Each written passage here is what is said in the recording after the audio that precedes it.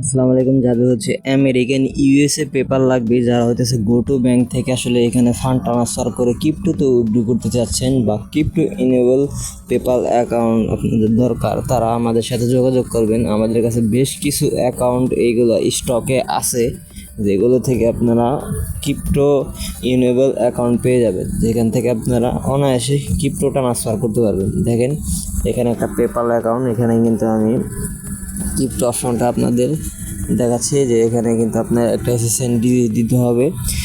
এই এসএসএন দেওয়ার মাধ্যমে হইতেছে আপনার ক্রিপ্টোটা এখানে সাবমিট দিতে পারবেন, ঠিক আছে।